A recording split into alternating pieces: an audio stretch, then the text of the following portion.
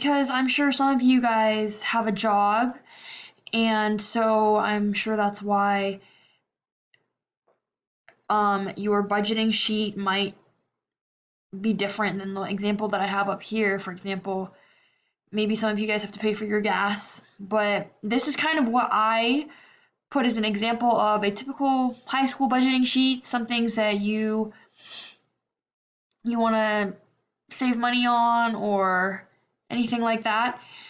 And so I put movies, clothing, eating out, and you can basically fill in whatever you want on your sheet that is given here. And all you have to do is, well, fill in your statement that is also there. I'm going to budget my spending on an activity to an amount per month so I can use my saved money for that for a goal. And my example was that I'm going to save my income of 1 year and budget my spending on movies to $15 a month so I can use my saved money to upgrade my laptop, which again, you do not need that part in parentheses, but it's good to have an idea to keep you in check. Yeah, and then you basically have your budget goal in this column, amount spent in this column, and whatever is left over is what you can use for savings. Budgeting in college, now that becomes a whole new arena.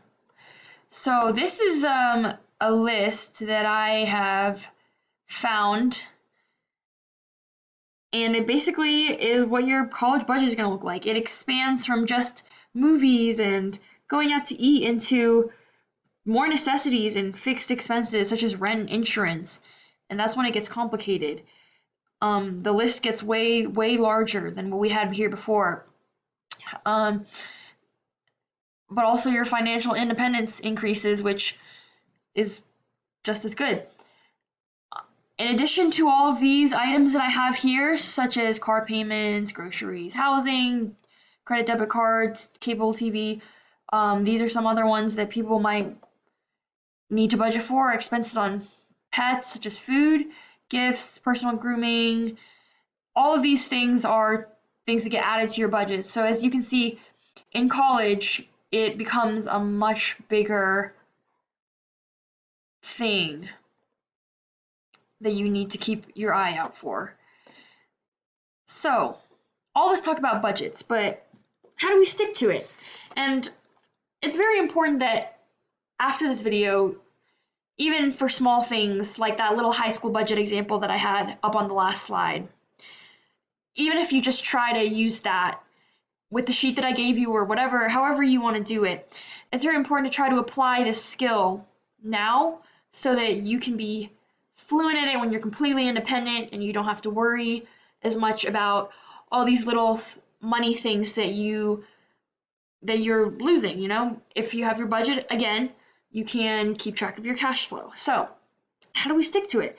Well, you can keep a spending notebook or log it on an app. There's a couple apps that are really helpful. Wally, Mint, Personal Capital. Those are all good ones. Be sure to pay your fixed expenses first. So always pay for those needs first. Get those out of the way before you do anything else.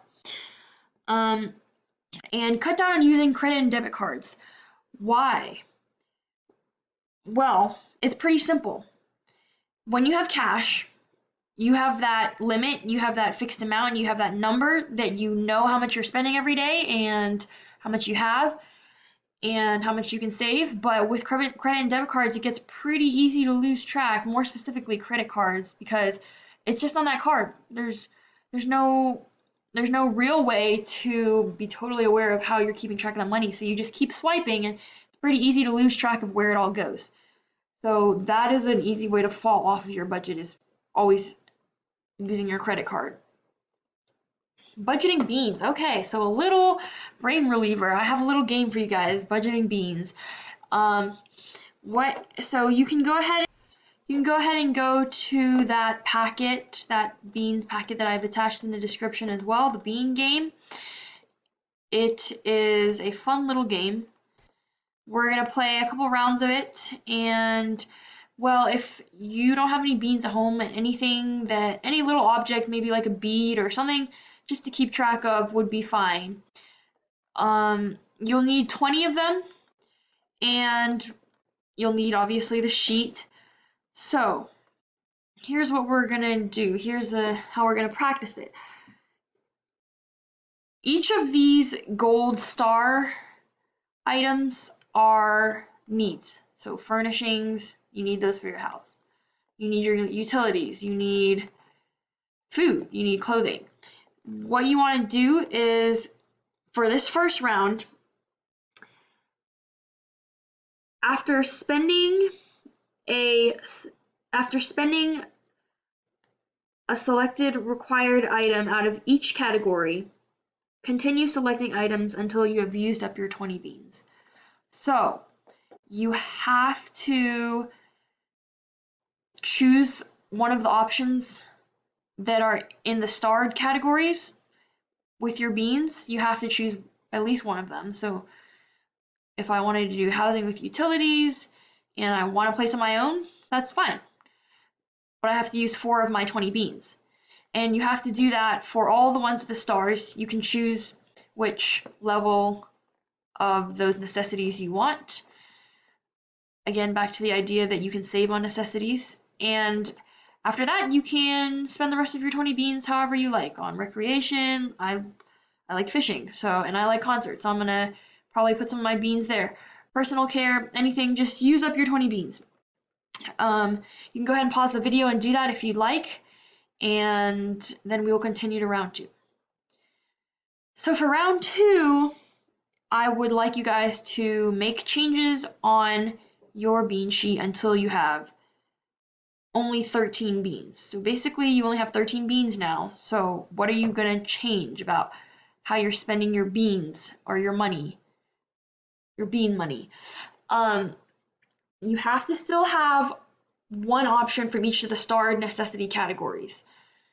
Go ahead and do that. Pause the video if you'd like. So now that you've done that, what changes did you notice that you had to change about how you were spending your beans and your budgeting?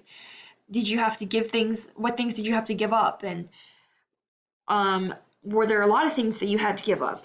For example, when I played it and I went from 20 to 13 beans, I went from living in a place of my own to moving in with my parents and getting bagged lunch every day. So it was a pretty big change for me, just 7 beans. So that is the whole idea of budgeting, is the give and take and being able to prioritize and know what to do with what you have. So now back to the most interesting part. I hope you guys had fun with that.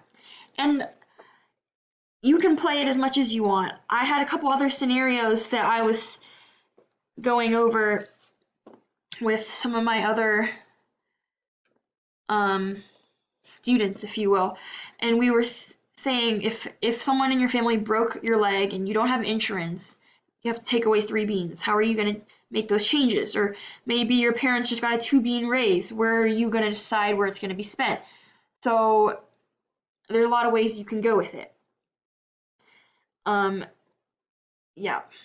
And now back to probably the most fun part. Interest. What is interest? Well, it is a scheduled charge for the privilege of borrowing. So every time you borrow money on an interval, they will, for as long as you're paying off that loan, you're going to have to pay the lender a little bit of money, whether it's monthly, yearly, or whatever. Sometimes you can be the one receiving the interest if you're the lender, but if someone else is the lender for you, then you have to pay them the interest. And that's why you'll either earn or pay interest, and it's better if you're earning it, obviously. There are different types of interest. There's fixed, which is the interest rate that never changes. It's a fixed amount. And Compound we will get into. There's also a type called variable, which is basically an interest rate that does change according to how the market is looking. Now, this becomes pretty important because sometimes people will use interest rates when you're paying off your student loans, your credit card, and especially with credit card, it's something you got to watch out for. At banks, when you open a savings account, you can receive compound interest on the amount of money that you put in, and we're about to get into that. So what is compound interest? Well, compound interest is a percent interest that builds on past accumulated interest from your initial deposit. So let's talk about this.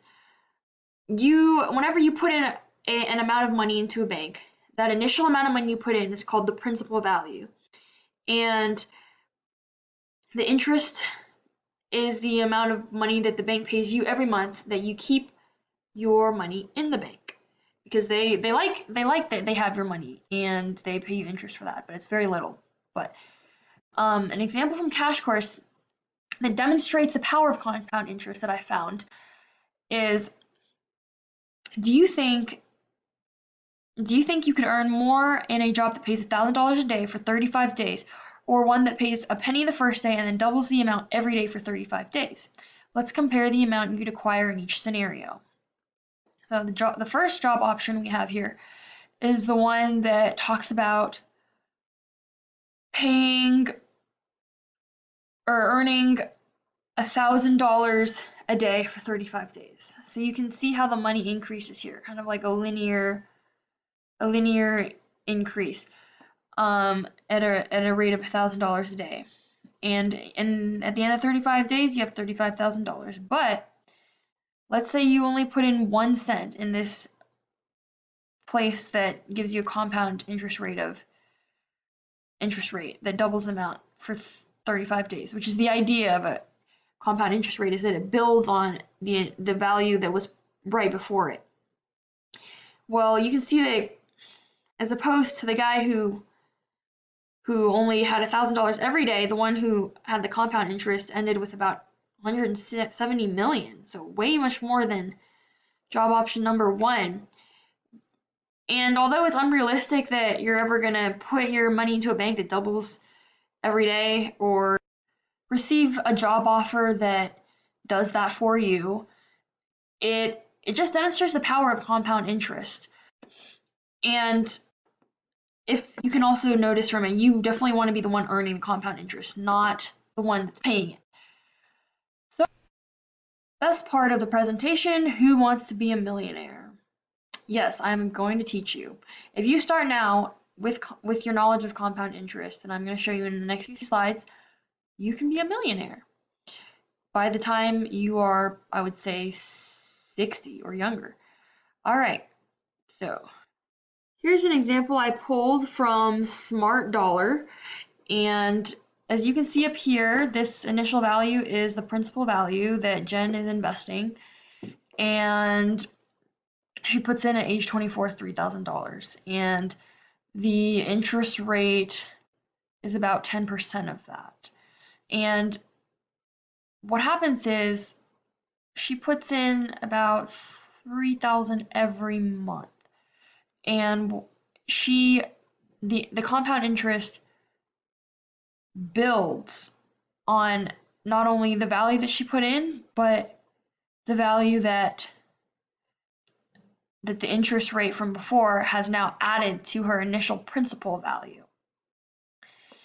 So compound interest just keeps adding, and it's like I said, it's exponential.